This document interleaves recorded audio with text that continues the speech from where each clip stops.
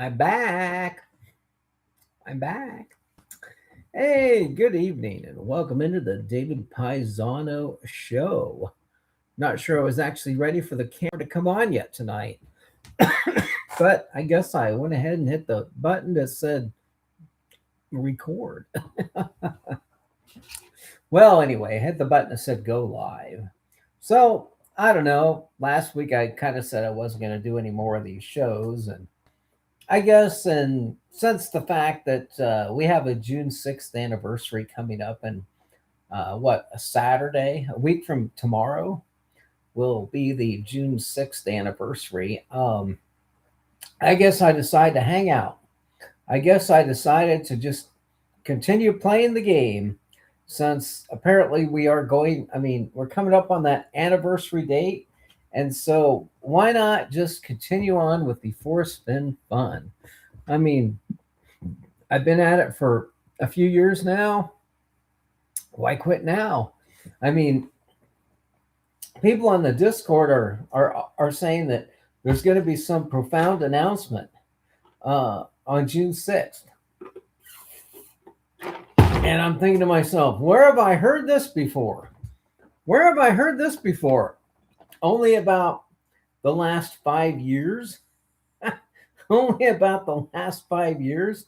I mean, this whole idea that something new is going to come out on June 6th is turning into the same silliness that surrounded the seance that they used to have at the Knickerbocker Hotel, where Harry Houdini's wife, well, widow, would have a seance every year trying to reconnect with Harry Houdini. And I think they did this every year for, don't quote me on this, like 20 years.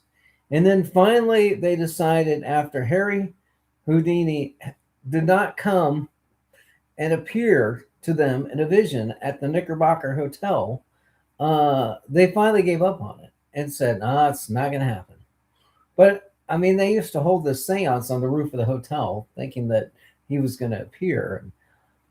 I'm thinking Forrest Fenn's, I'm almost ready. If nothing happens, I'm almost ready to pull the Fenn ghost out of the drawer over there if we don't have something on June 6th. I mean, it might be time. And if you're willing to hold hands, excuse me, I had a package of peanuts and cranberries. I just ate a package of peanuts and cranberries, and I guess I had a little bit of the peanut left there, or the cranberry. Anyway, if we're all willing to hold hands and do a seance, maybe we can get the Fenn ghost to appear next week.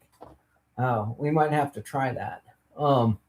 Nomadics here saying that, yeah, it's going to be 20 years. We'll be here doing the same thing.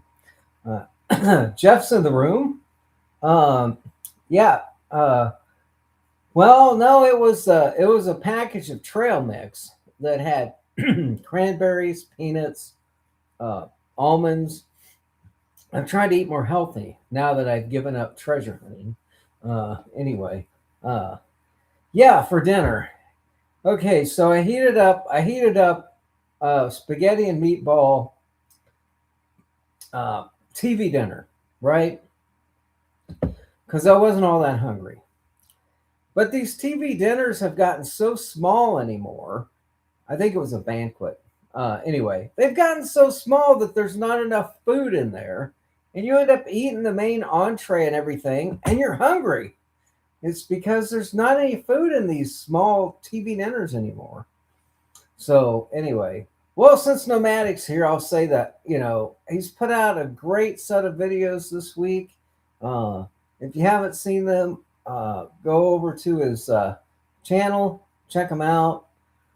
All the major places that I remember searching or being at. I didn't actually go to that church, and I'm gonna admit something that I probably shouldn't. I actually never went to the gallery.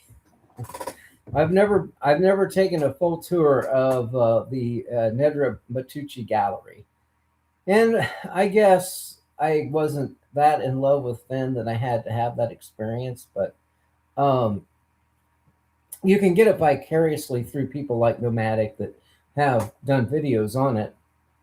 But I don't know. I felt here's how I feel about that.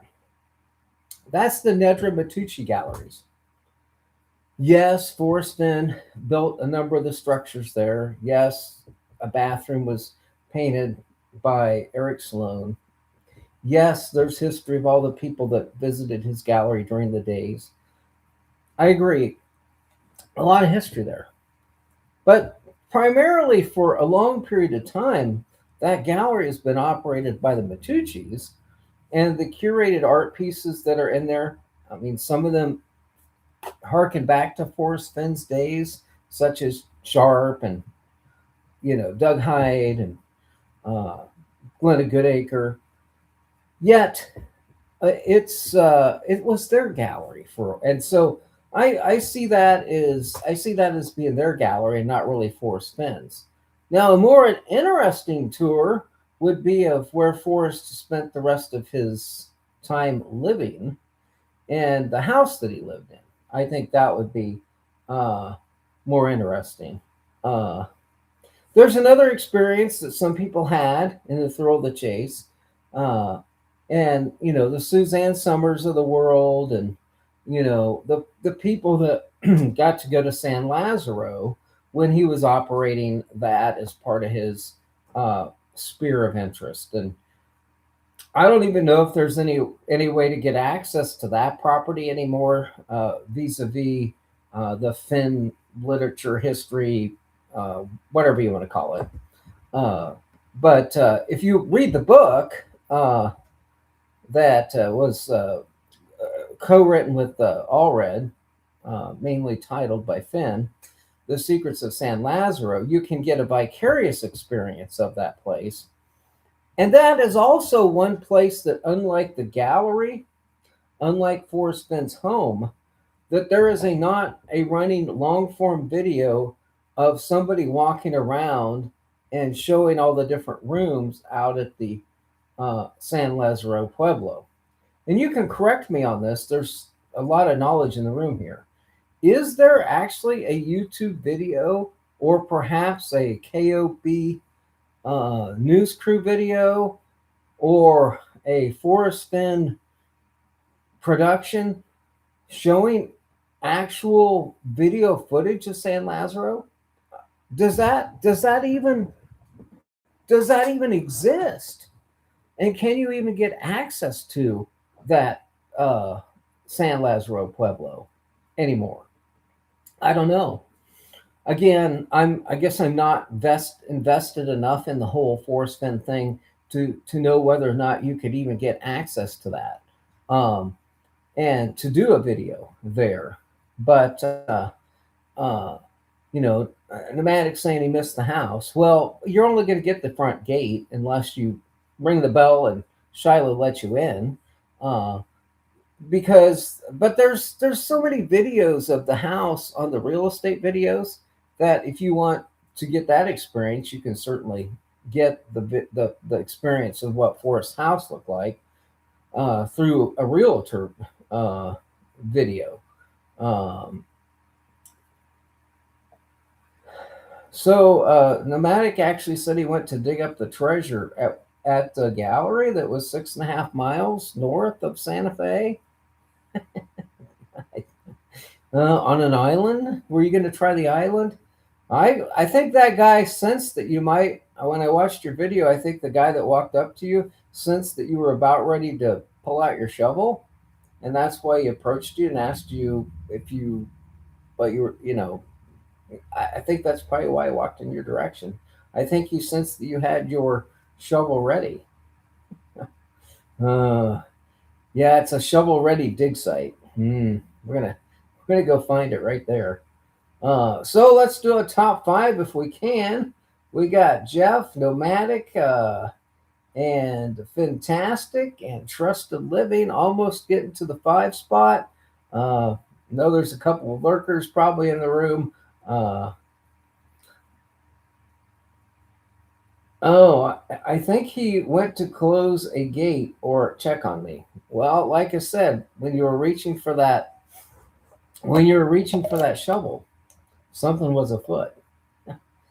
Anyway, well, I'm just trying to tie up the loose ends in the Forrest Fenn treasure hunt for me, and it says the sixth is still coming up. I figured maybe there's a little room to work in another show, uh, just on a few of the loose ends, and I don't know. It's I've been hitting the Discord over there that Ben has for pretty hard, and seeing how many people are posting about what they think's going to happen on the 6th of June. And there's people that are saying, "Oh, I know more than Ben does, and there's going to be something happening." And then there's other people saying that I wouldn't expect to see anything uh, come June. There's one guy posting a daily countdown of the number of days to the end of the chase, and it's down to 8 now. And so I don't know. I guess I we've got 10 people here, and I have not done a poll. I have not done a poll in a long time. Uh, and so I'm going to ask a question. Will there be an announcement? Any announcement on June 6th? I'm going to start that poll. It's definitely a poll worthy question. So we got that poll. Oh, Trusted Living says, I'm almost done bragging before I go. LOL. Was that directed at me? I mean, I don't have the treasure in front of me. Uh, so but uh, Trusted Living saying the chase ended almost 6 years ago. Yes, there was an announcement that Jack's stuff found found some stuff. So yeah. Oh no, Trusted Living's talking about his witty solve. Are you going to be providing a full on presentation on YouTube about your solve? Nomadic Madman said that the chase ended when he was a young man. Yeah, I wrote a story about getting old. So, I was a young. This is the sad part of this whole thing. I was a young person. I was like 40. What was I? 45 years old when I got started in this. Uh, and now I'm 60. I don't. I mean, to think that I've spent 15 years on this is. I don't think I can. When I get to the questions that God's going to ask me when I need to pass on into the pearly gates, or what the devil's going to ask when I reach the bottom of the earth, is so it says here you spent 15 years looking for Forrest Fenn's treasure. Was that a sign of your greed? And the devil's going to say, welcome in. And up at the pearly gates, they're going to say, was that a sign of your greed? What was your motivation for that 15 years? And I'm going to try to rationalize it and speak to God and say, well, I really just wanted the bragging rights. Bragging rights? The devil speaks up. Welcome in! You conceited bastard! You're in the right place! And God's going to look down and ask, well, what about humility? And I'm going to try to justify my 15 years by saying that I worship Forrest Fenn. And the devil's going to say, welcome in. Go ahead. We like people that worship false idols. And God's going to look down upon me when I'm answering the question. Son, you should not worship false idols. Have you not seen my whole Moses show? Or haven't you read the part of the Bible about Moses? And I can see this not going well for me. This 15 years that I've spent on this folly. Uh, if I want to ascend into the afterlife there, but it might work out great if I want to go down there. Oh, Steve Klein's welcoming me back to the village. Yeah, I decided I'd do another show since we're gonna have the sixth anniversary of the 6th of June, the 6th month of the year. I'm welcome down there, aren't I? Anyway, so yeah, since we're gonna have that, I thought I'd just try to wrap up a few loose ends and do a few shout outs here. Uh, I'm just glad to be alive, but now what do we do? That is the challenge. I mean, because I'm honestly none of these other treasure hunts have caught have lit a fire under me. I got the books, uh, and I shot my wad. I already went to North Carolina looking for one of John Collins Black's boxes. I already went to Texas for the JCB hunt. I went out to Oklahoma at the Tri Point and looked for John Collins Black. I was in Oklahoma looking on the Black Mesa for John Collins Black's treasure. I've been to Kim, Colorado, thinking that, well, in the picture, Kim's right there. Okay, Kim's right there. And she's like a little bit behind John. So maybe that's where I need to go look, right? So, I mean, I've looked for three of these treasures in the JCB treasure hunt. I was going to go look for the Trezor quest in Paris, Texas, but that guy decided to leave the country. What does Chad Bird's treasure hunt and Forrest Fenn's treasure hunt have in common? Somebody had to leave the country.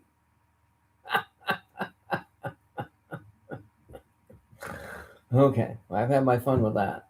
I went to Alamogordo a year ago, plus, and looked for Justin Posey's treasure in the Monte Vista Cemetery down there by the White Sands Missile Base. So I've already shot my wad on most of the treasure hunts. I mean, the only thing I have not went and looked for is I did not go to California to look for the past and future box, and I haven't went to Washington to look for the lion's share yet. But that's all that's left. For treasure hunting for me, that's the only thing that's left is to actually put together a trip, and maybe I'll go look for the John Collins Black past and future box because I do want to go look at the redwood trees.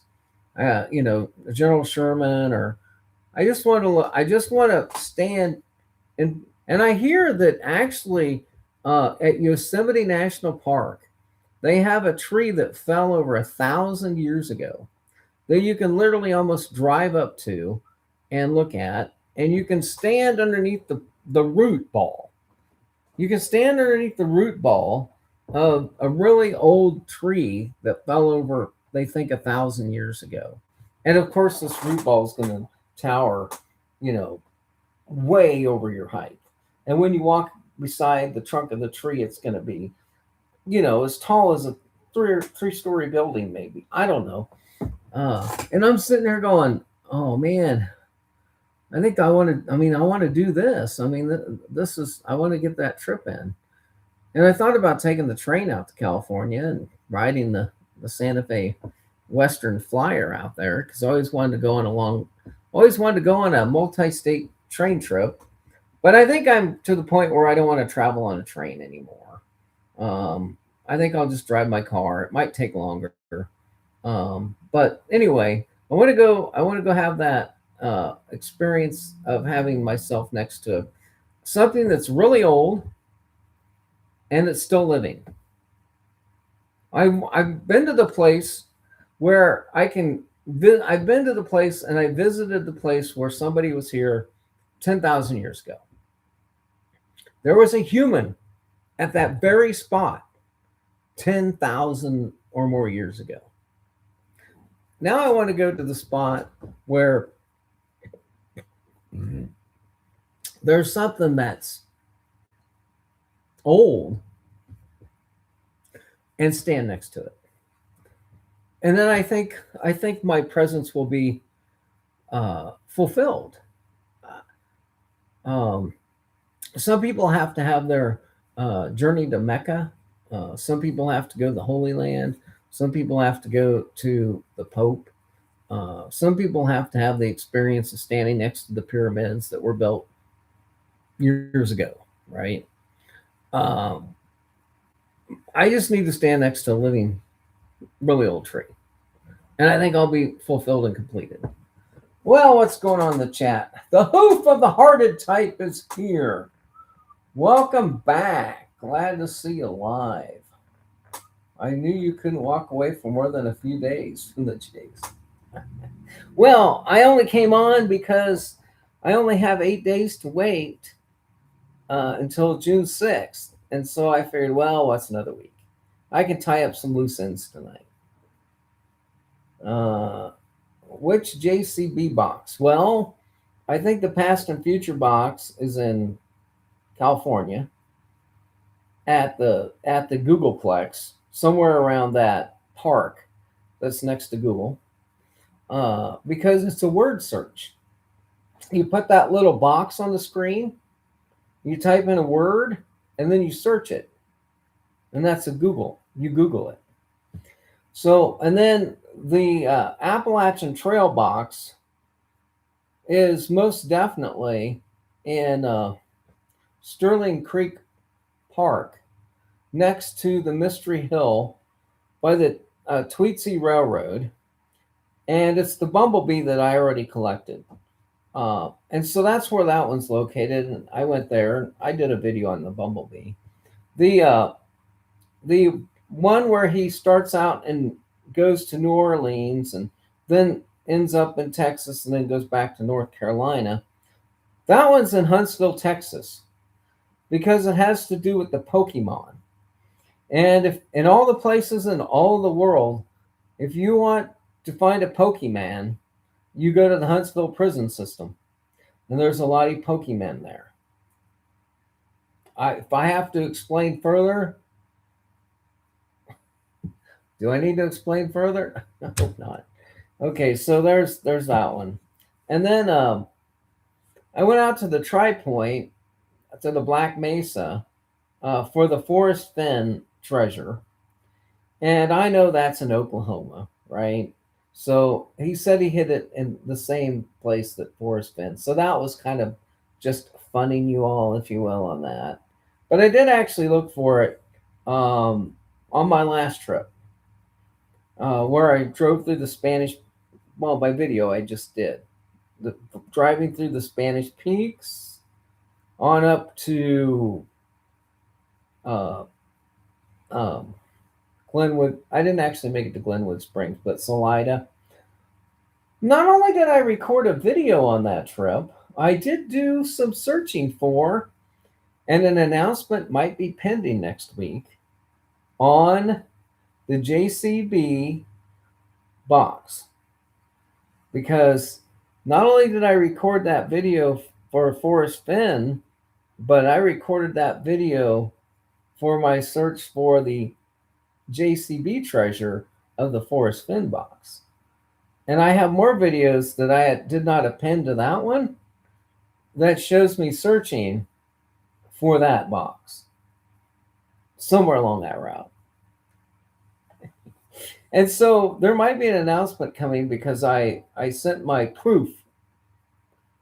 And he did have in his book that there was a way what I found gave me a way to contact him. Okay. So we're in contact. We'll see where it goes. Uh, breaking news. Breaking news, Capro. I just broke your news. I guess JCB hadn't told you about that yet, had he? Anyway, so we'll see what happens. I don't think he's going to keep it a secret very long because he doesn't want something bad to happen in this interim period, if you will. Hoof's thinking it was Salida. Well, that's where I turned alpha. But yeah, I got out of the car a few times. Had a few spots in mind before I made that route. I know I'm disappointing you now. You're thinking I just did that for the community of Forrest Fenn. I was graciously providing some information. Nah, I was out treasure hunting again. Call me stupid. Call me stupid. But anyway, I thought I was going to find it. Maybe I found it in the Eisenhower Tunnel. You ever tried? That's one place there's no place to pull over in the Eisenhower Tunnel, by the way. They have these little lights above in the tunnel to show you if it's green or red, just in case a vehicle stalls in one of the lanes. And you're going through the tunnel at 70 miles an hour, and the red light comes on. You're thinking, I'm going through the Continental Divide and somebody's car stalled. Talk about a shitty place to have a problem with your car, right? Anyway, I need to stand next to a bristlecone pine. Are the bristlecone pines? Are they bigger than the ponderosas? I thought the sequoias were the biggest ones. What do I know? Hello, Dave. Hello, Larry. Hoof is thinking Salida. Yeah, could be. You drove right past my turf on I-70 west side of Denver. Oh, really? I drove right past your turf. Are you talking about the Denver's Broncos Stadium? Are you talking about Denver Broncos Stadium? Anyway. Well, yeah, I mean, I probably did because I just once I got on 70, I stayed on 70. I did get off at Bennett. Local knowledge. Shout out to the people of Colorado. The most expensive gas in Colorado is apparently in Bennett, Colorado, because all the cars coming from Kansas are about out of gas and they don't think they can make it into Denver to get filled up. So they stop at Bennett, like I did, and pay the most expensive gas in Colorado. I think I paid more for gas at Bennett. And the only reason I got off at Bennett is because it's Highway 79. And Forrest Fenn said he was 79 or 80 when he hit the chest. So I thought, I got to get a video of Bennett, 79. And also it says in the poem, if you've been wise and found the place. So I made I paid for the most expensive gas in Colorado at Bennett. Well, I'm sorry I didn't stop in to see you, but anyway. The Red Rocks area. Oh yeah, I was okay. Yeah, I remember seeing the sign for Red Rocks. I did. It's in my video. It's in my video, the whole Red Rocks thing, where I said Red Rocks, Red Rock. Now I'm really getting interested in Red Rocks. Yeah, yeah. That's the exit, by the way, to go to the Denver Museum of Natural Sciences. I think the hoof lives in the museum. Maybe this is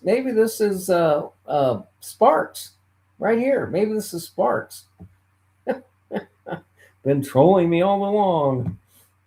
Sweet Pea says hi, Dave. Hi, K Pro.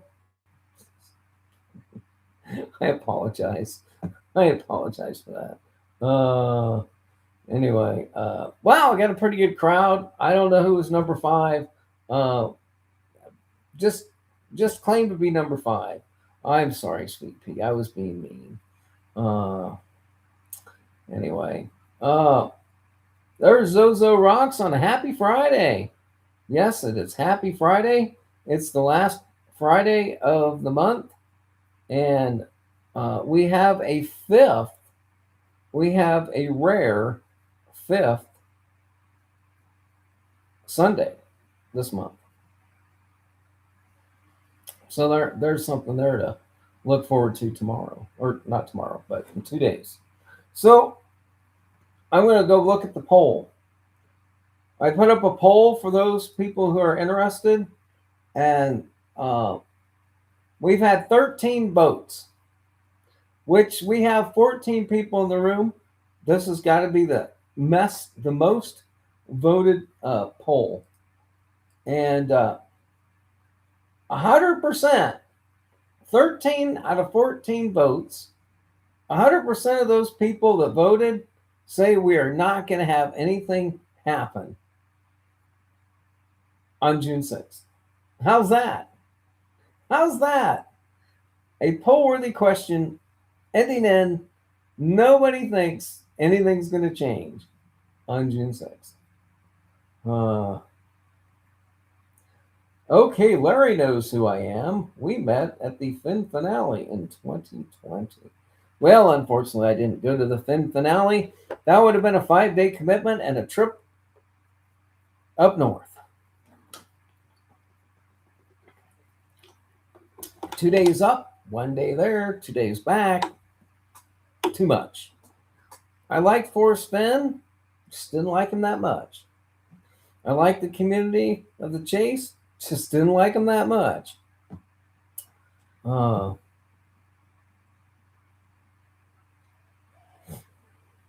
Zozo Rocks is asking, do you think there will be an announcement on June 6th? Probably not. I mean, I've kind of come to the conclusion. Well, I mean, a long time ago, I'm starting to get a double chin. I've been eating way too much. Anyway, I kind of came to the conclusion that when the scrapbook came out that had to do with when he left Vietnam, how the South Vietnamese people gave him a medal with no fanfare. They just handed it out as he got on the plane. And then there was another scrapbook that was posted very, very early on the old Santa Fe Trading Company called Prehistoric Friends. And this had kind of been a story, and I may have the title messed up, but the story went something like this. So, I think the guy was named Flint Fike. There was a friend named Fike, and he then named his son Flint because he thought that was appropriate. And so he's out with his friend, and there's a fire. They're having a get together, and there's these Indians over here. And these Indians have been kind of just doing their own thing, and he's sitting on a stump and bench or whatever. And the Indian walks up to him and hands him a box, and then just walks off. And so I've always kind of felt like there wasn't going to, and he also said in this story that no photographs, no pictures. and I might be combining two of these scrapbooks together. But anyway, there was this idea that there was going to be no fanfare, nobody around but you and the person handing you a box, and that's how life was going to end. So I always transferred that idea over to the ending, having to do with some private meeting, unpublicized. And in essence, the whole Jack's stick stoof was a photograph in a lawyer's office, two people involved, nobody else, similar to what was foreshadowed in the prehistoric friends, in the story about the him leaving Vietnam and being handed something on the way, getting on his plane and leaving. So I always figured the ending of this treasure hunt would be some nefarious thing like that, where uh, something would happen and nobody would know. So, was what we got unexpected? Not really. Was what we got unexpected in terms of who it was? Absolutely. Was what we got where the announced engineered location was? Absolutely. Was the lawsuit part of this a big surprise? Yes.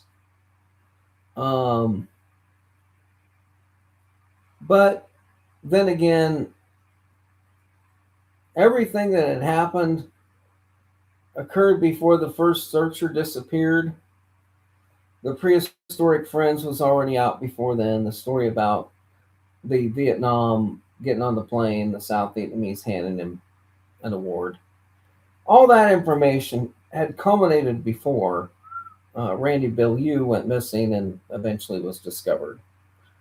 And I, for the most part, feel like this whole thing probably changed at that point in time.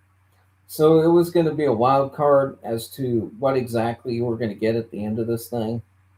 Because you got all these, sadly, you have all these families who've lost a loved one. And, how can you, what are you going to do? What are you going to do? So um, I think it probably changed at that point. Um, and then we got what we got. There is a professor from Arizona University that did a documentation of my solve area. So there is the original 10th clue. Yeah, I mean, there's a number of professors that have taken up this cause, trying to find the answers.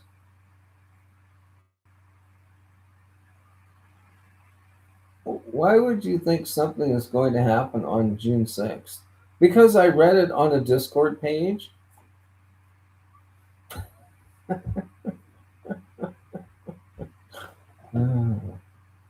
Anyway, are you going to Benbury? Well, if I can work it into my schedule, I had planned not to go back to New Mexico again, um, because I felt that I had other things, and I'll have to see when it is. And if Benbury happens to be in a time period where we're not doing anything on the farm, and although it's going to be August, it's going to be hot. I don't think I want to drive across the Sonora Desert that time of year. Um, and so I would work in my trip out to California uh, on my way to Benbury, but I don't want to drive through the Sonora Desert in August, I don't think. Maybe I can do it at night. But then if I break down at night, it's going to be awful hot the next day. And if I drive across the desert at night, they might think I'm a mule. Uh, so I don't know. I'll probably try to work that in.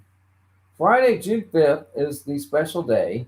It is the day in 1980 I found a brass first place badge from the year 1919 that recently appeared on eBay. Wow, that's a pretty fantastic story there. Um, My prehistoric friends was a story from Too Far to Walk, but if you weren't invested enough to purchase another book, then that's on you. Okay, Larry, that story appeared on the old Santa Fe Trading Company website, along with Jumping the Milk Truck and a whole bunch of other stories that you could read for free before he even put together the book Too Far to Walk. So, um, I hate to challenge you on that, but I can guarantee you that story was on the old Santa Fe Trading Company website. The whole genesis of that book, Too Far to Walk, was from these stories that he'd written and posted on his website. You can just go through them, and a number of those stories he'd already published. And there was enough of them, and there was enough people interested that he put them in a book. So, um, Discord is the mighty eight ball. Yeah. Okay, Larry says the story I read was different. Well, he must have changed. He might have changed the story because in the original story, uh, it had to do with him getting permission to go uh, look for some stuff, and I'm pretty sure the name Flint Fike was mentioned. Uh, there was another story about him seeing this lady naked and jumping the milk truck. Um, I it's been a while since I've read all this stuff. It was way back in 2015 or 14. So it's been 12 years, and even though I have a pretty good memory, I just can't remember all the details. And there's nothing worse than history written wrong. So I'm not going to try to recreate them. And everything I printed out from the Thrill of the Chase was in those boxes. And I'm not going to go in the other room, take the top of the box off, and start leafing through the binder to what was released on the old Santa Fe Trading Company website. Okay. I'm not going to go pull the binder out and show you the stories that were there. But uh, it could have changed between what was written on that and what was written, because there were things on Dow's site that I printed out that people then referenced me with later, and I kept telling them no. There was some additional information in that story that's been purged, and I'd have to go pull out my file at the time when we were talking about this stuff on Chase Chat. I'd have to go actually pull it out and say, no, this vignette's gone. This is gone. This was published. It was up there for 2 weeks. Here it is. And then people would say, oh, I guess you're right. That was printed. I go, yeah, I printed out a lot of stuff. I bought 3 printers. Illinois Ghost bought 3 cars while he was searching for this treasure. I bought 3 printers because I documented everything that was put out on this. So I could look at it, compare it, go back and look at those notes again. I mean, I took this as a serious endeavor. Anyway.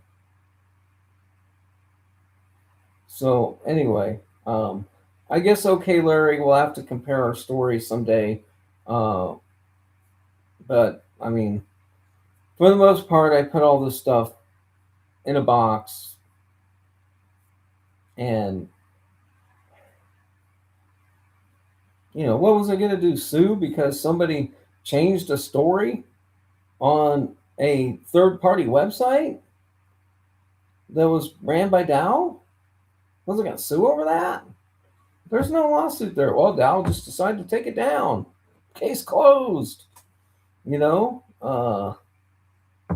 So, I mean, it's fun to talk about. It's fun to have this stuff. Maybe someday we'll all debate it.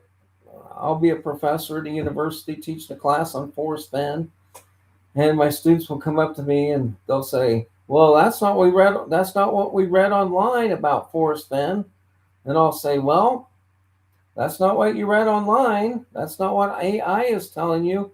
But here, this is what I printed out on May 16th, 2014 at 10:20 a.m. after it got posted. Now, I can verify a good percentage of this, and you can self verify a good percentage of this by using the Wayback Machine in order to take those data clips, of that, what it looked like in a certain period of time.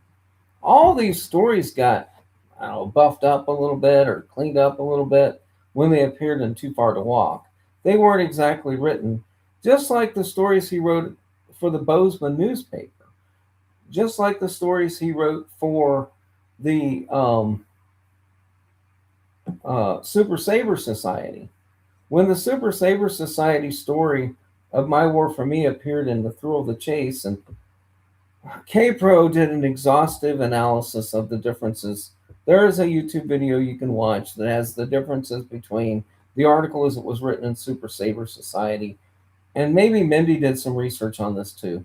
I want to give proper credit to the people that looked into this. But anyway, they did a comparison of what changed. Somebody in the YouTube community also went and pulled all those articles that he wrote for the Bozeman newspaper and compared them to the later stories as they got printed after he announced that he had hidden a treasure, to see if there was any differences between the stories he'd written for the newspaper and then how he reformatted and put them out after he hid his treasure chest and after he published the book. And there was a video online or about this at one time, and somebody did the research to try to point out what the differences were to discern whether or not it meant anything. Cynthia has a question mark. Trust the Living says 1981 was the year I constantly stating the wrong thing and not correcting myself. In 1981, I was a sophomore in high school. I was more interested in Farrah Fawcett's nipple in the red bathing suit than Forrest Fenn. And Godfather's Pizza, by the way. Oh, Odious Soul. Oh, fantastic. Oh, man.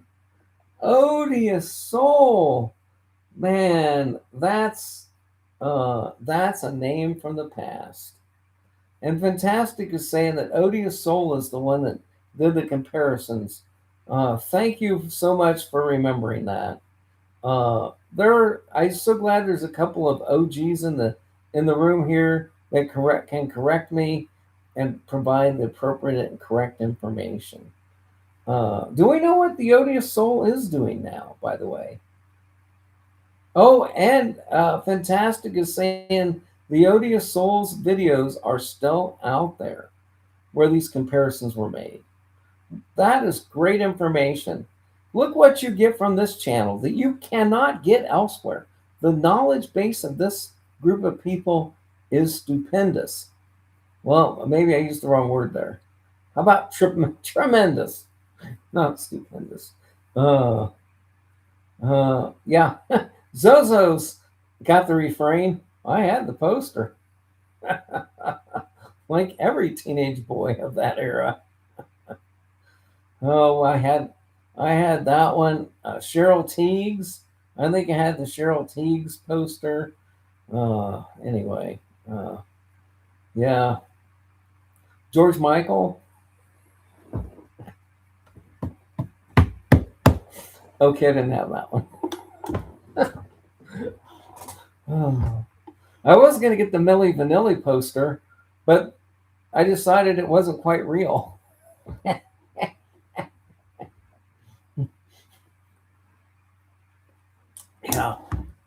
Remember when Milli Vanilli came out? Oh, you mean it's not really those guys singing? Okay. Fooled me. Milli Vanilli were the first people to lip sync and produce an album. The whole album. Anyway. The Shy Guy is here. Well, hey, thanks for speaking up. The kid is giving a double wave. Oh, If I didn't say hi, fantastic. Good to see you here. Did I miss anybody? Probably did. Anyway, we're down here now. Odious Soul was doing gardening and motorcycle riding. Yeah, she took up the whole motorcycle riding gig. Maybe she was doing that before. Did you know there is a mafia figure who is known to have an odious soul? Hmm. I don't know, but Whitey Bulger used to live right over there in Salina. Old Whitey Bulger. Boy, good old Whitey Bulger. Uh, BTK also used to live over there too in Salina. Uh,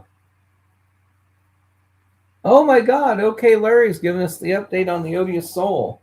Apparently, Shannon, which is the Odious Soul, has sold the ranch and moved to Atlanta. I'm not, I mean, I feel, how do I feel about her? Okay, she had some tragedy in her life. For those people that don't know her whole story, she had some tragedy in her life. And you know, I'm I mean, I don't know her well enough to say that I'm proud of the girl, but I mean, I really feel like she reshaped her life in a very positive way.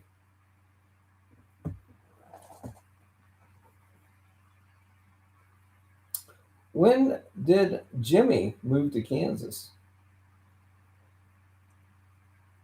I first met him in 1973 during a mob hit. Are you talking about Whitey Bulger? Whitey Bulger lived here when he was young, before he became a mafioso. Uh, and it was more or less tied to the fact that we used to have the Schilling Air Force Base here. We had a lot of people came and went through Salina because we had the Schilling Air Force Base here, and that brought in military assignments, and with them their children, if you will.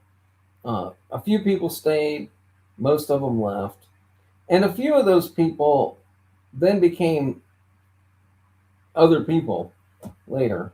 But anyway, but so it was before he became a mob enforcer. Well, trusted living's just basically telling us now he's in the witness protection program, just like 25% of the people that were involved in Forrest Finn's throw of the chase basically are in the witness protection program. And after the throw of the chase is over, almost 50% of the people that were in the throw of the chase will be in the witness protection program.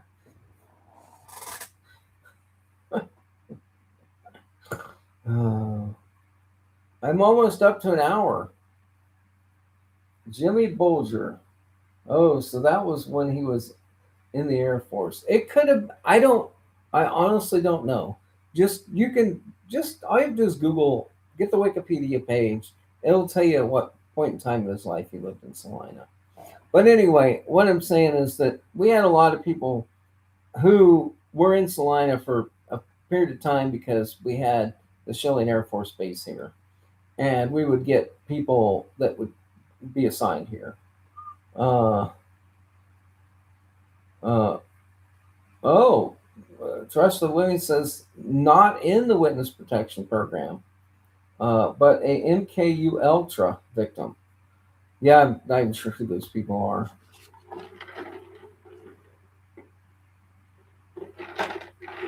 Mm, no alcohol. Well, I had one drink tonight.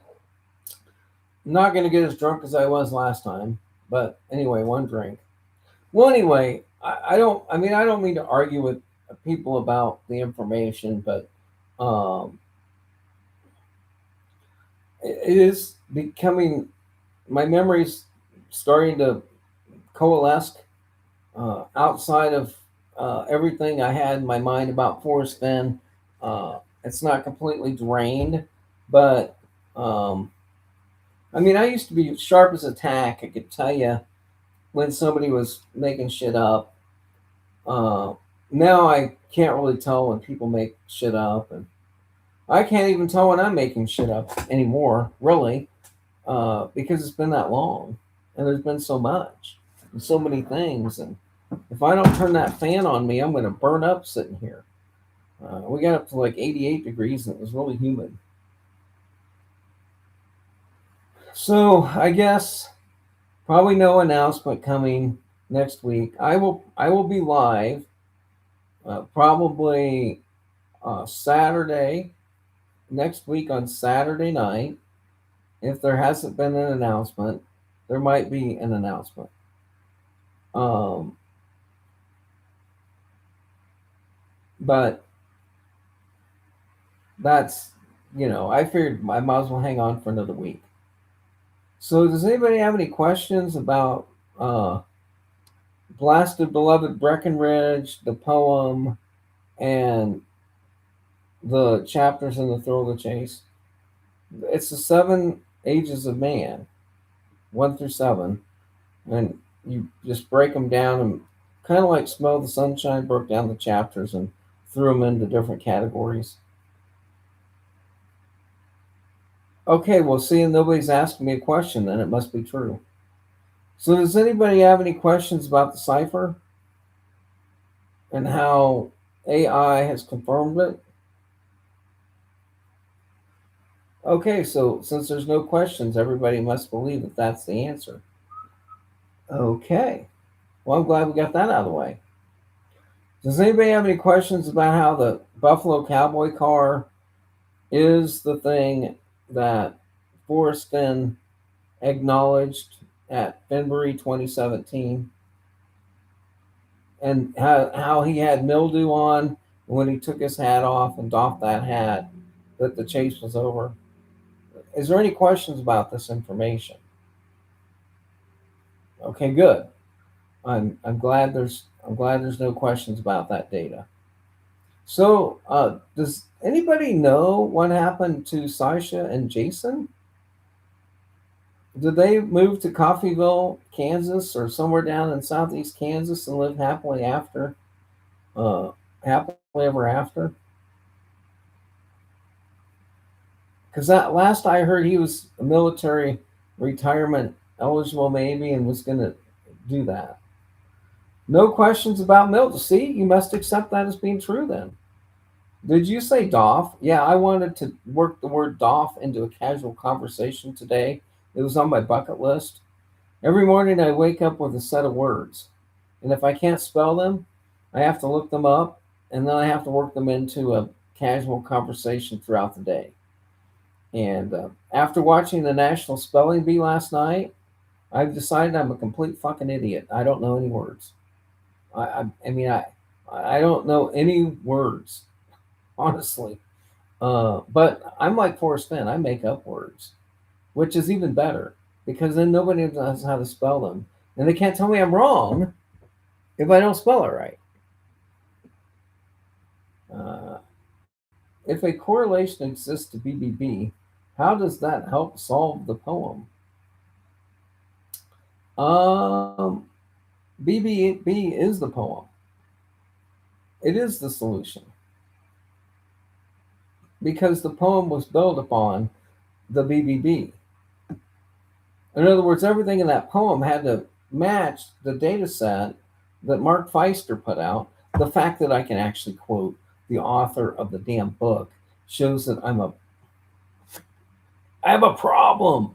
But anyway, when Mark Feister put in his book this data set, Forrest was bound to use the data set that was out there in order to recreate his Thrill of the Chase and his poem from that data set. So he was duty bound to copy the information.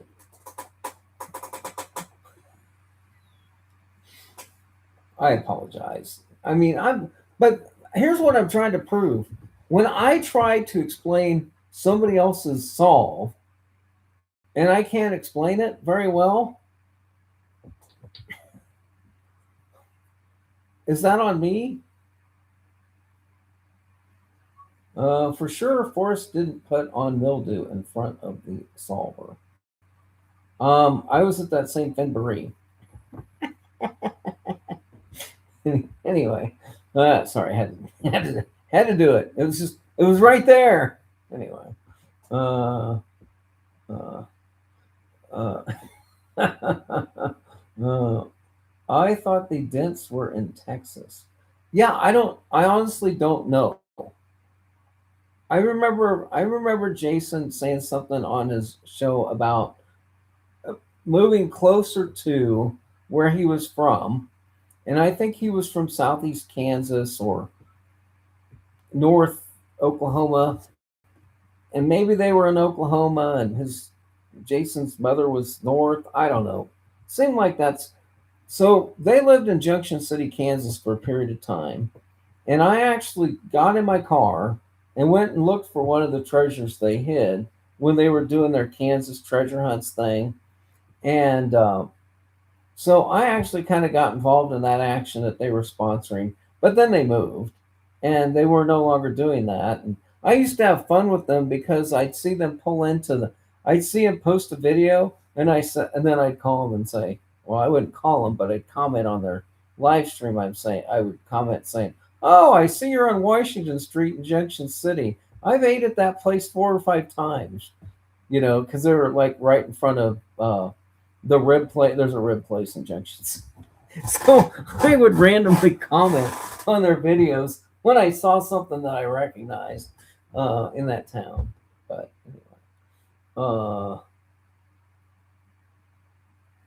okay, Larry said it's hell getting old. It is. It is. It's bad when you get old. You can't remember anything. Uh, Bunghole says my nephew is a fighter pilot, flies F-18s. Why does Forrest Fenn think he's better than anyone? Well, I was shot down. I had 600 flights and I was shot down twice and I survived. I don't know. I honestly don't think. I mean, can you give me an example where Forrest Fenn was braggadocious beyond any other, more so than any other fighter pilot, about his flying skills and about what he accomplished? Because largely, I feel like that was the one of the things that, even though he had a Purple Heart, a Distinguished Flying Cross, and some of these other things that he had achieved and the government had handed out, that wasn't something that he uh, honestly tried to promote as him being a superior fighter pilot. In fact, there was a scrapbook he put out praising Robin Olds about his prowess and how many fighters that man had shot down over his career. Um, but fighter pilots in general are pretty braggadocious, if you will. They don't. I mean, they truly are a certain type of individual that has to be confident in their skill set. I liken it to this. I would rather have a confident, arrogant pilot. I would rather have a confident, arrogant surgeon than to have a timid, mild mannered, unsure hand flying a plane or operating on me. I mean, that's the kind of person I want, flying my plane is somebody that's pretty confident. That's who I want handling the controls of the surgery, And I don't know, but you might take him differently than I did, but I never saw him as making all those claims. Okay, Whistling Bunghole says my uncle was front line in Vietnam. What makes anyone better than another? Yeah, I mean, I agree with your point. Any, the pilots are not uh, better than infantry, etc., etc. To me, everybody has a job responsibility and a duty, and if they all work together as a team, they are successful. Um, But and so I thank you for your uncle's service, uh, and thank you for your nephew's service. Uh, in both situations, they're doing an equally important job for us all. Um, the only cipher I could find was title to the gold. AU equals 1, U equals 21, total being 22. I don't even know what that cipher means. I don't even know what that cipher means. Uh, the whistling bunghole is saying that no one is better than anyone. Well, if you take that the way Forrest Fenn phrased it, he's actually saying no, comma, one is better than anyone. Anyway, um, the genetic lottery is the genetic lottery. We're all born with a certain set of chromosomes, and the way in which they're ordered makes differences between all of us. But the genetic code was discovered by Watson and Crick. It's pretty well known, and basically, you when you're born, you are part of the genetic lottery, and that's how life exists. You're a strand of DNA, well, two strands actually, but anyway, you are basically where that DNA appears is a totally random event, and you are a circumstance that happened. So how could any so I mean, unless you're going to label one DNA strand superior to another, then everyone is simply the same at a genetic level. Our human species subscribes or ascribes the value to any single DNA uh, out there. It's not the DNA itself. I'm just digging a hole deeper. I'm going to stop talking now. Justin Living says, my dad rode a your dad rode a bicycle backwards at age 16 in Nazi territory to spy on them, starting at Operation Avalanche in Italy. He didn't brag about any of it. Oh yeah, you will not find a World War II veteran that will brag about their service and what they accomplished. In fact, you won't find a whole lot of people that my dad was in the military, uh, got drafted. I think he served 2 years, and I've spoken more about the military tonight than my dad and I ever had a conversation about it. He went over to Germany shortly after World War II. I can imagine where his job assignment was.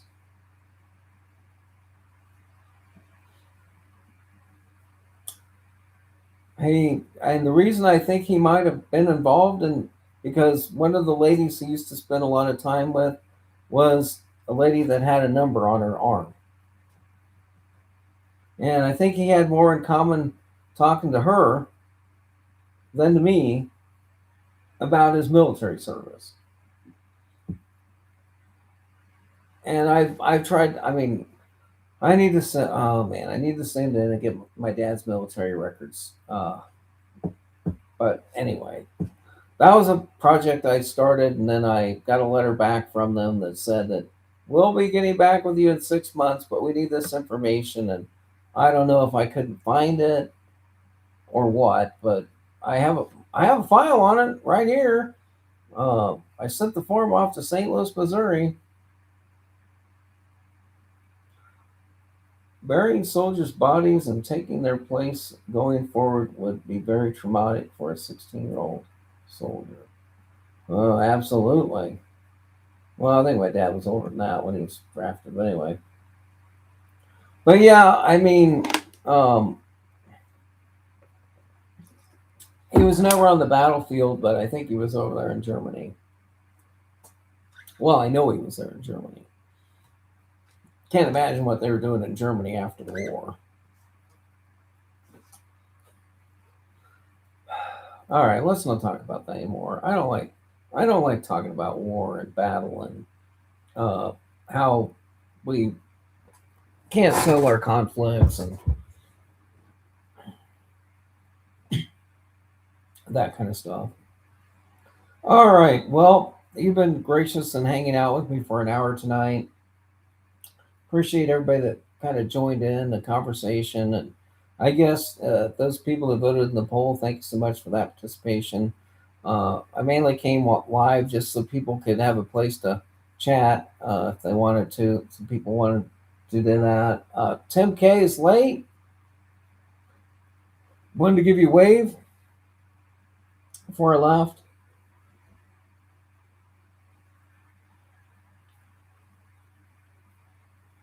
Yeah, Wesley Bungholes bringing up the treatment of our Vietnam veterans when they returned. And I'm not, I mean, I agree with you. Um, we do not treat the soldiers of that generation well at all. And we haven't done a good job of that, frankly, since World War II. The Korean veterans weren't, uh, given the credit they deserved. Conflicts in Panama, Middle East, Iraq, anything where we've had a presence, none of those people have gotten probably the respect that they deserve. I had a friend that was my high school, one of my best friends in high school, went in the military. He was in Fort Benning, Georgia, 2 days after he graduated. He put in a 30-year military career, came back, had his personal protector shot out right in front of him. He's pretty high up over in Iraq, and and has 50% hearing loss uh, and some other disabilities. So, you have to thank each and every one of those people that did that job. Robbery G's coming in. Robbery G's coming in the last minute. Oh man, you came in at the last minute. So we had a poll tonight, Robbery G. I'm gonna, since you're late to the party, I'm gonna ask you the question. You can answer it in chat. What are we gonna find out on June 6th? Are we gonna get a major announcement? What are we gonna get on June 6th? I don't know if the "oh nothing much" is the answer or if that was an answer to the earlier question. I guess the Newton Falls treasure hunt got solved, so we don't have to go to Ohio to solve that. Robert G saying it's just going to be like every other day. So we're going to have another Groundhog Day on June 6th. It's going to be the same repeated thing that we've had over and over and over and over again. I think that's probably right. Well, if there's no more questions, I'm going to wrap the gavel tonight. Is there a motion to adjourn? Do we have a motion to adjourn? Anybody can make a motion to adjourn, and then we'll need a second, and then we can have a vote. All in favor of calling this meeting good? Trust the Living saying probably nothing public. Oh, so you're saying there's going to be something private? Ooh, ooh, there's going to be something private on June 6th? Hmm. You get nothing. Well, how then June 6th is no different than June 5th. Fantastic says, did we get the treasurer's report? Oh, sorry. Fantastic. Could you please tell us how much money's left in the Chase Inc. account? We started off the year with a balance of $500,000. Since then, we've had three new treasure hunts launched. We've had several smaller hunts. Could you now tell us how much is in that account? Uh, Robert G says, when was the Newton solved? According to their Facebook page, it was solved by Barbara Anderson on May 22nd, and apparently it was in a tire that was floating in the river that you had to pull a chain, or a pond that was near some tree. You can read all about it if you just Google Newton Falls treasure hunt. Fantastic says our account has now grown to $1 billion. Oh, so me making fun of all of those uh, new treasure hunts and how I thought they were fleecing the solver is wrong. They've actually plowed all of that money back into the purse that they're then going to give to the true solver, and it's now up to $1 billion. Damn, I didn't know their investment in crypto coin was that good. Oh man, I didn't know that they sold that many books. But man, this is great. Fantastic. I'm so glad I asked you for the treasures report on on that. I didn't know that those investments had worked out so well. Man, that's great. I thought you were just going to tell me that they sold the gallery and they put the money in the. I thought Fantastic was just going to say, well, the house finally closed and so did the gallery. And they put that $15 million into the treasury account. And our balance is now $15 million because they spent all the 500,000 that they had originally. Um, Yeah, I'm still waiting for. On the yeah, Barb Anderson's still waiting for Doug to jump out of the cake, and Barbara Anderson did not find that treasure, but some guy with the last name Anderson did find it. And so, since we're talking about Doug Preston, I went to the library to try to get a copy of his new book that he's written with his daughter, and I'm eighth on the waiting list for the audio book. 8 people in my small podunk town want to listen to the audiobook before me. I can't hardly imagine there'd be 8 people in a town of 45,000 that would be chomping at the bit to get to the new Preston book. But apparently that was the waiting list. Yeah, Fantastic says that they bought a lot of lotto tickets and cryptocurrency. Yes. I'm so glad they're working for me. It's great. Being that I'm the true solver. So in our next meeting, we will it's June 6th is the official time of the year where Chase Inc. has turnover. And we will need so in the next week, you need to jockey for position, and you need to find other people to nominate you for the president and vice president positions of Chase Inc. Because next week we will be voting on a new president for Chase Inc. Starting for the next fiscal year. Um, so make sure you get your candidate nominations ready for that. Hey, Sophia Champion, I haven't seen you in a while. How you doing? Glad you could drop in for a bit.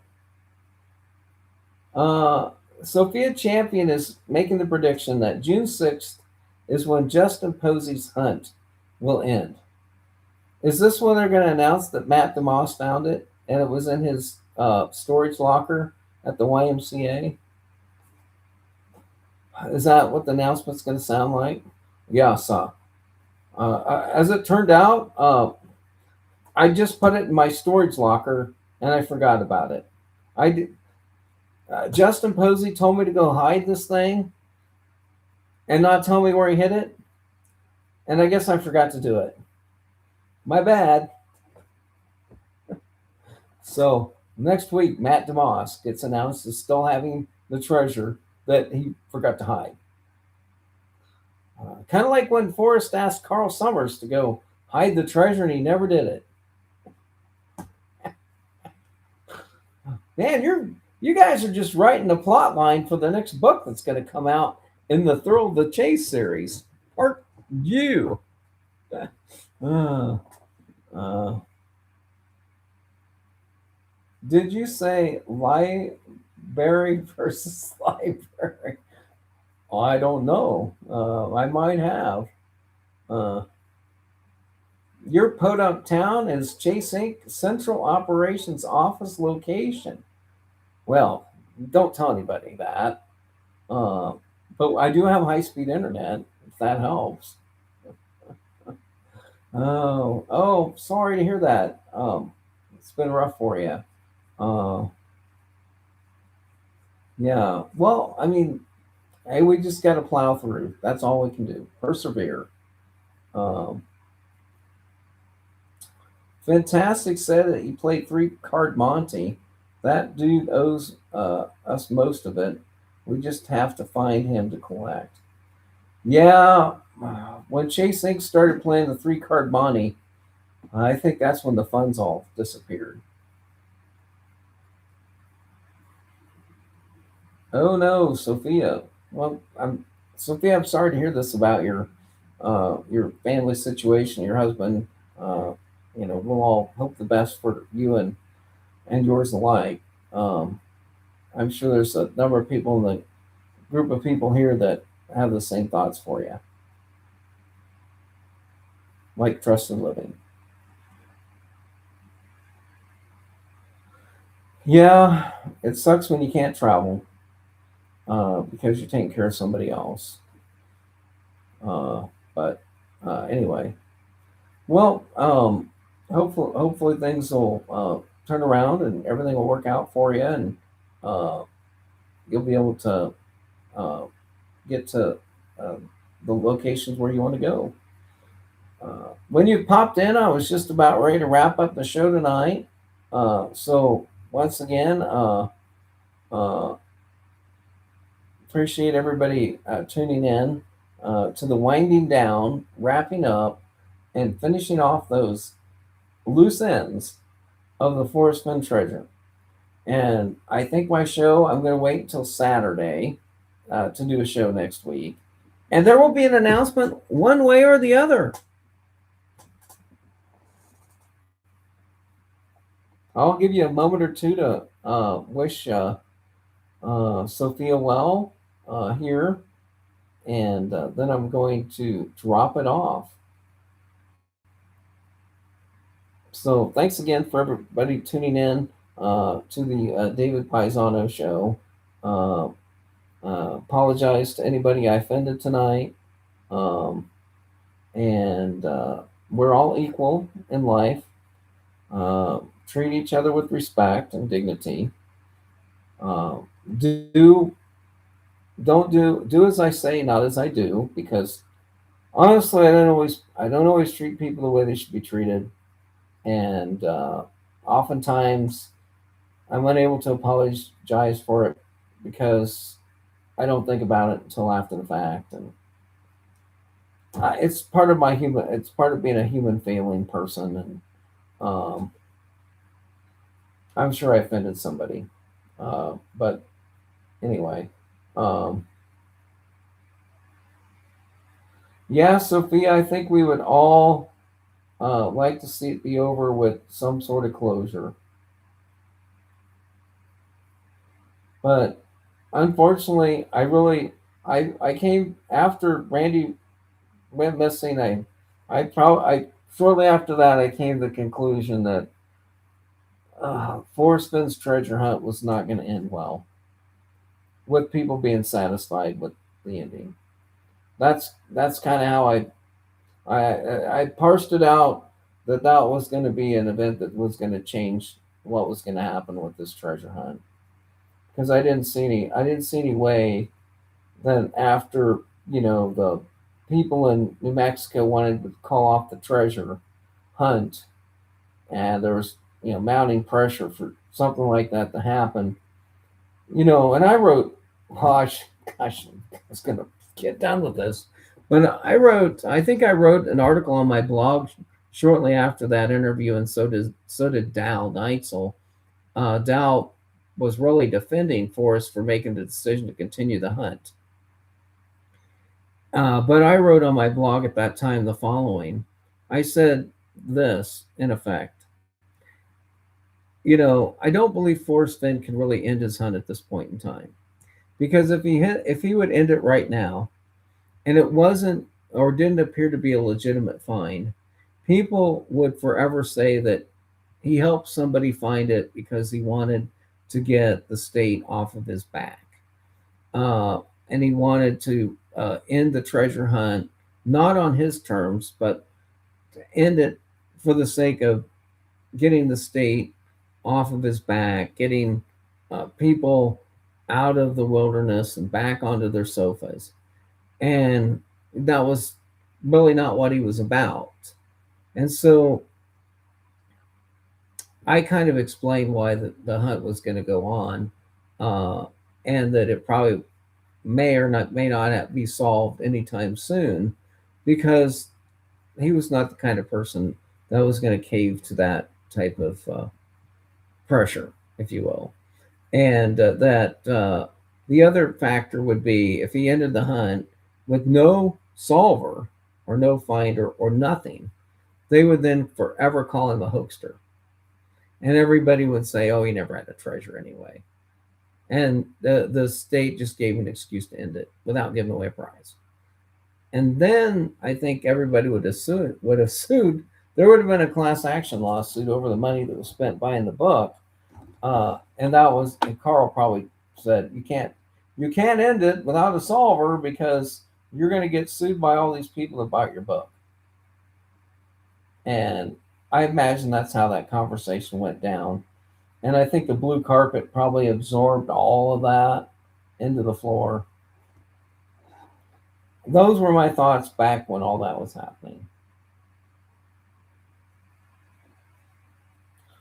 Fantastic says, thanks for having a show. I'm sure these are harder to produce than a person would think. No, not really. Just you go in to your settings, begin new stream, slide the slider over on your camera, click the button that says allow access to microphone, allow access to video, put up a thumbnail picture, click the button, start talking.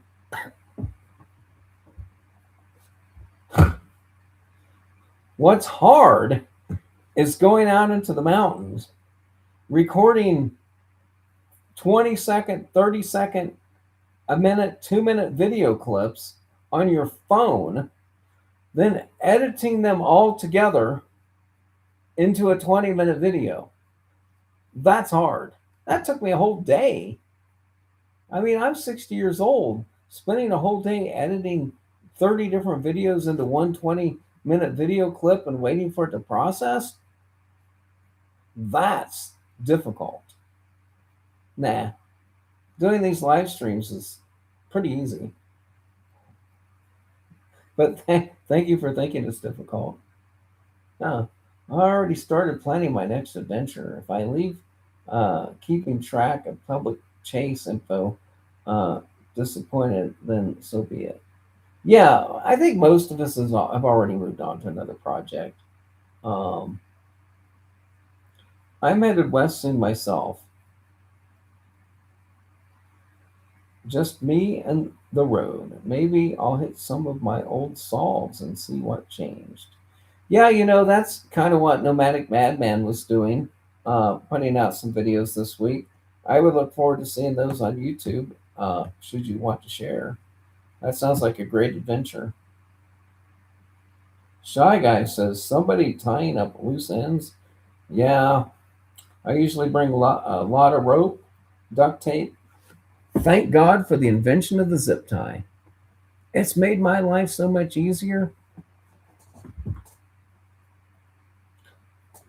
If the automotive industry honestly would just provide removable door handles for me, I'd be set.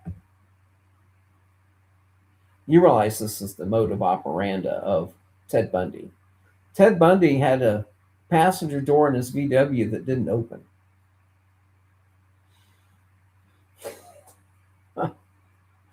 The fact that I know that information might be disturbing. I'm just like Doug Preston. When Doug Preston wrote his book about the Colorado um, White Fire, the White Fire book, Doug Preston stole a good amount of that from the life story of Bundy, or not Bundy, um, the guy that killed the girls in Idaho and then ended up getting caught in Florida. Was that Bundy? Yeah, it might have been Bundy. Anyway, the whole story in Colorado mirrors a good portion of that story. I think they had Bundy in the Glenwood Springs jail, and he escaped.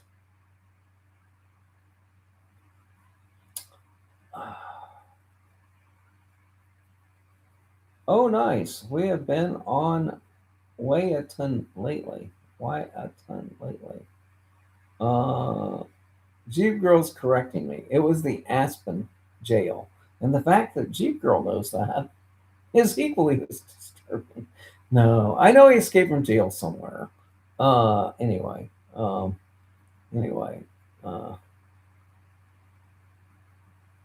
oh, hey Tim, sounds like that could be fun. Oh my God, Trusted Living's going to go to Maine. Oh, sounds like fun. Tim's going to be out traveling. I think he said he was going to Wyoming. He's headed west to Wyoming. Okay, well, I'm sorry to cut the conversation off. Actually, if you want to continue to discuss things in the chat, I'm good with that. I'll just leave it on. Mm, I can just leave it on.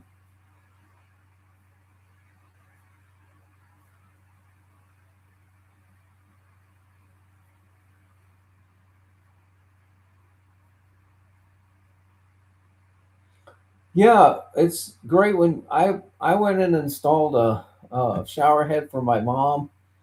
Probably 10 years ago in the shower, so that she could easily take a shower. And finally, just actually this last weekend, I installed a wheelchair ramp that allows us to go from our car into the porch and into the house, whereas having to go up step. So, all of those are really great for somebody that needs, the handicap ramp and the shower access. And today we have a senior citizens meal program, and, she still cooks a few things, but not everything. And so I got her like 30 uh, pre-packaged meals, that have lower sodium because they make these for Meals on Wheels, and they cater to the people that are on, a diet that includes low sodium. And so I brought her those, put those in the freezer for her today. So hopefully she'll be set for a while. But all those services add up, and they make the life a little easier. And I didn't know this, but now that I'm 60, I can eat the senior citizen meals. So uh, Zozo is saying the Greeley quote, go west, young man." Horace Greeley was a somebody that promoted the idea of people moving out west. He did so for some newspaper back east.